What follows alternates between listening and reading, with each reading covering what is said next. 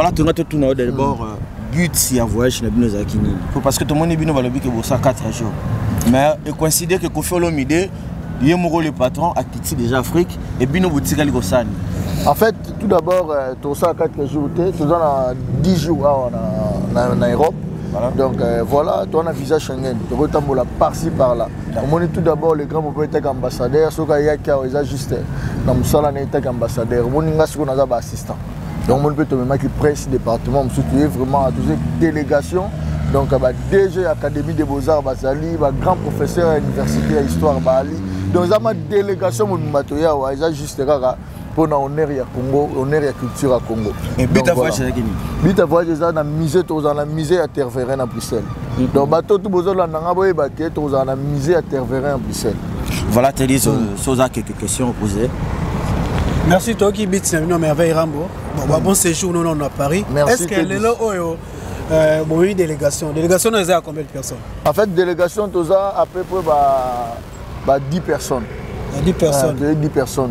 Mais la délégation a un chroniqueur, un chroniqueur, un professeur, un assistant à ministère de la culture, tout ça, mais belé, tout ça belé.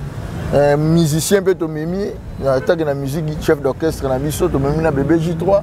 Donc, un ambassadeur itinérant, assistant. En fait, il y a une délégation parce que sur l'ordre des missions, en fait, pour la donc, tant qu'ambassadeur, qu'on accompagne ambassadeur de la musique à Congo. Voilà. Mais maman, les Cambozali, on a vu sur la Congo, le problème est que parmi la délégation, il y a des chroniqueurs, les lots, Internet, les Olobaki, Bakimi, Presse Bakali, na Killer, a coûté bosso déjà Kimaki. Les lots sont toutes les informations, Prince Bakali paye à Kimi. Là, ça zalinga, j'espère, hôtel émission. On a évité ce qui est en bas. Yoza. Porte-parole, il y a quartier latin, il y a la bouche autorité. Tes bouches autorisées. Autorisées plutôt. Oui, ils ont permis de le reconnaître. Est-ce que c'est vrai, ça ou qui me bien? En fait, on s'est donné la bataille pour les grands Mopao. Donc, quartier latin, il y a Bissot. Donc, c'est-à-dire, on va dans la presse. Je pense que Bakali a kimité. Premièrement, dans le bateau, on a presse Bakali. Bakali, à Liège, dimanche à Rosala, on a Bissot à Napa. Parole non des grands frères naïe donc parmi tous les deux presses on a na prochain bon pas les grands mots pas yango to la nuit to qui va voice mozo les canaux internet que ozo bondela bakali zonga na nina na muto oyo kimité pourquoi voice ko bondela en fait nazo bondela nazo talisa que donc ni mission na biso ndenge organisation zalaki. Donc je préfère pas vendre dans Liège parce que la tamité m'a va bien zébélé. Bakali a qui m'a pototé. On comprend. Donc intoxication payaka. Donc c'est mieux photos à l'ensemble. Aux libre tu faire comme tu veux. Biso kanga batute. Donc nenga zana rolo ngwake na yo Switzerland roko ne partout. Mais on a vu comme tous dans le programme à Paris, il fallait te y à Paris. Après Paris. Donc voilà quoi. Lobby, il est libre de faire tout ce qu'il veut. Moi je te dirais que tant qu'on a est-ce que c'est une autorisation d'un membre de quartier la tape comme on a Liège? Et en fait, ce qui est vrai, Tobima qui est vous avez à Bruxelles, vous avez au Tambola, vous avez à Cardozo Fashion, vous Sali, vous avez à Florie Mignon, Florie Mignon, bascule total. Vous avez une délégation, vous avez Steve Kadima, au Tambola, jusqu'à 2h du matin, vous avez un hôtel. Vous avez fatigué, il fallait être là. Mais surtout quand on a 6h, chambre à Bakali, elle a qui vit. Et bébé J3 bien benginga na Nathalie na mona on le téléphone na moni ba message que ngamba na Liège boyena boye na bengi azo yamba tete ya mo ya bes nga que non na comme les fraises na ebissé bon ça va c'est mieux le quoi tout dans le programme le loto à Paris il y a qu'à Paris tout coûte à Paris comme ça tout va ça voilà c'est juste ça et il est pas là qui a fait attirant sur un téléphone mais je signale na batu na uti ko zoyer c'est confirmé que alors ya wana za mo na ngai bolo plus lisolo ya Bakali mais tout le monde ba ki deux journalistes na Killer Kilesi ben suite à Killer Kilesi ces années message na nga lancé na ba famille na ye bato ba yebiye bo mega ko yebisa ye alega na TV za muto mayele tout monde na ndenga lo barato yebiso muto musaro lo bazo peut impression tellement pas c'est l'équipe on peut ça souffrance toni mais ça lui passe surtout pour n'engager mouton na approcher pas Koffi Olomide. Attends, le ça lui passe on doit affirmer que c'est la doit affirmer parce que tozo ben ya zo répondre et mouton moko ya l'un des musiciens pour n'attendre Congo te na personne ya qui travailler. Donc voilà. C'est des musiciens moko ya bon matin ba makele ça qui moi musicien orchestre ya faire gola membre ya bureau na yemo contre qui monsieur ndenge zolobama ndenge bino zolo bureau na nga na ebiete mutongo nga mutongo na ebiete mais c'est que je sache que ezara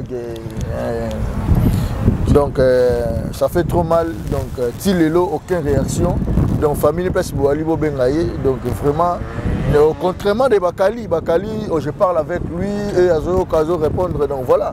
Donc, c'est-à-dire, il est vraiment place à Ali, Aïeba.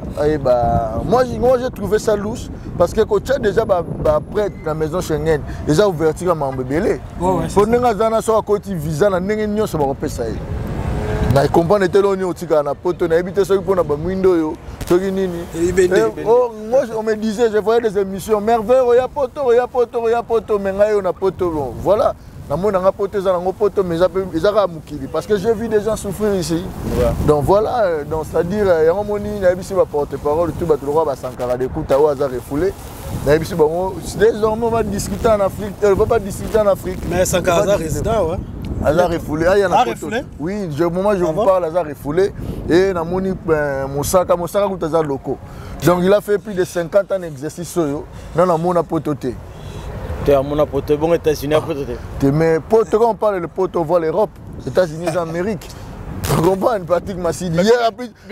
En fait, tu sais que je perds, moi, je suis en Belgique, maintenant, comme en Belgique, je suis en Belgique, nous avons aussi un pote, invité ceux à Marie de nuit, donc c'est-à-dire, ils ont vraiment. Mais merveille, Rambokoyo, Kabino, Balbek, qui est préparatif vers les États-Unis. Ah, mais il bato bakenda pototé et bakenda États-Unis dans la pototé et bangi en fait États-Unis ils ont bangi sangate parce que États-Unis pèsent dans grand monde.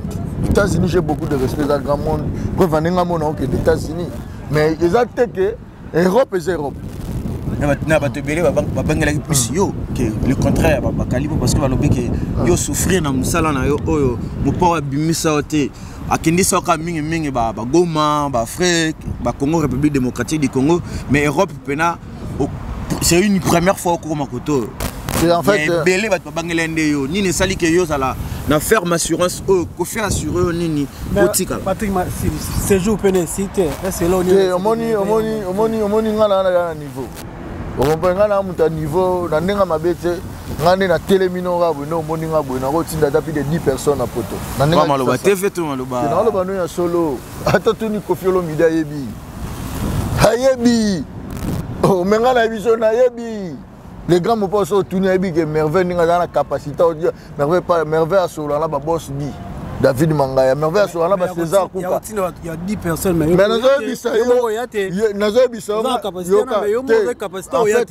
capacité d'attendre. Mon n'arrive n'arrive pas tout temps. Vous comprenez? On n'arrive pas tout temps. On n'arrive pas Koffi Olomide. Pour toi, bien avec Koffi Olomide.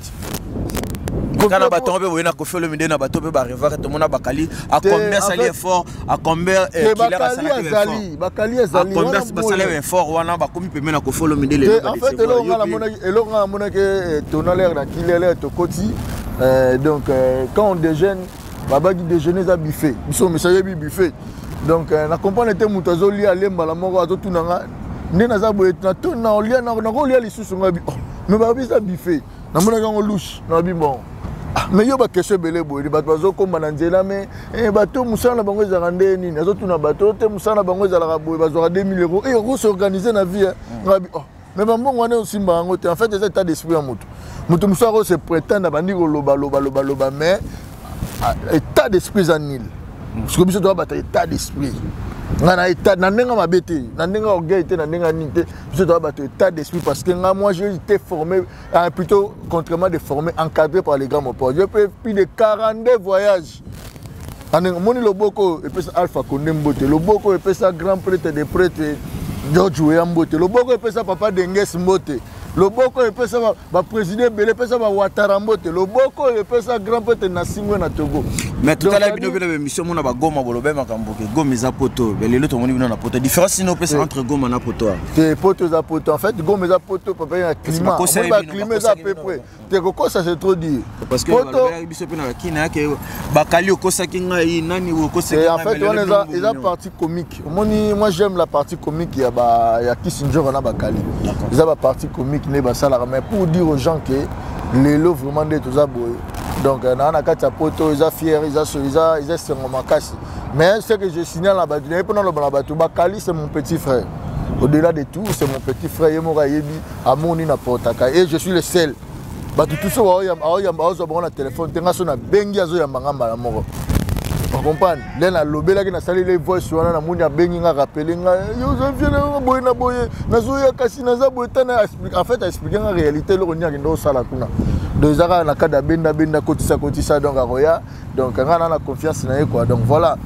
message à souka na ba o nyoso batali biso parce que tout ça pressé par le temps na habité message no kopesa na ba o belinga ko folo midi na ba o belinga pe merveille bato to balinga le grand mopo ba ibake malili ya makasi ya na ebisa donc c'est à dire bato to balinga le grand mopo ba ibake ko folo midi tant qu'ambassadeur la culture en boka donc to yé to za na mise à terre sauf que to pesa jour parce que to za la on a to yé te za concerté ils ont une pour te publier tous les jours tel pour batouba y a tes biso to yé visite na musée à Terre-Vérin et le grand moteur ambassadeur doit faire l'effort que baramba rétrocéder les biso donc rétrocéder les biso 8000 instruments au belge bazoa instrument ni parle ils belé na pese batamba lokolé ah d'accord donc monument au bâti la biso voilà donc bango tout bazoa et kenda kumna donc ils ont mode découverte ici pour na Congo parce que na follow midi à tolo bango bravo na follow midi na mission na en tant qu'ambassadeur à faire découvrir encore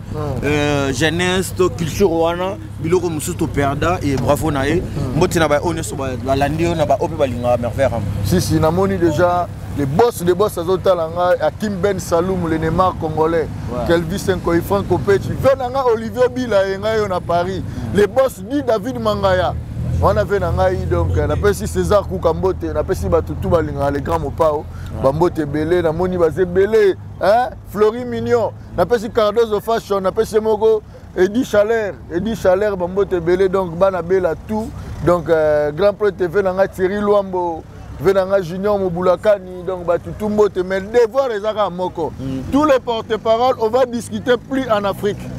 Cette fois-ci, n'a pas tout le monde dans la zone de la première fois. La première fois. Il a mis sur Zélanga lobby. Dans un billet, et comme il bongo. Donc tout ça, c'est le débat à Congo, plus en français. Donc Mosaka, locaux. Papi le Prince, locaux. Puis Roger, locaux. Sankara, l'écoute à refouler. Preuve, on a un les muscles de passage.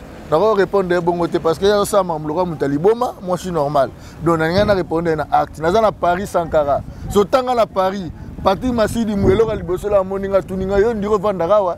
Soso tali Sankara on ndira vanda na Zambie, ndira vanda na Zimbabwe donc voilà quoi. Donc rien à dire. Déjà maintenant respect. Mais aya sigol. Ça lingi bien na foutre les billets ça combien propos tenir engagé ka so lingi na foutre na telemi bona ko foutre les billets ba propos ne tenir ka yo donc mbote na ba obalinga biso mbote na Lensalambi mbote na Guillaume Miezi mbote na Elbito coiffure to peso mbote trop Tennis mi voix ma Richard le charismatique l'américain Tennis voilà. Merci Merveille Rambo, merci. Dandengo pour cette interview, merci non, j'espère que bon séjour non. Merci. Bon séjour et les gars bien yo kimate, yo toano. Merci d'avoir bien sur la ligne. Na rozonga na ozala te, tozana nga na ozonga kisasa. On a pesi ba tout gage, na maître supérieur. Moi je mambo ba masala nga mi gagner mabaebi. Donc banda to cascada to zali ba nel ka ba fossette ba bi mambo. Donc nga na ozonga kisasa et na koya susu poto. So muta fini nga na yepoto. Merci Elengia Congo TV. Très bien. Anelka Fosset. Tokutani, merci. Kitoko. Merci à toi.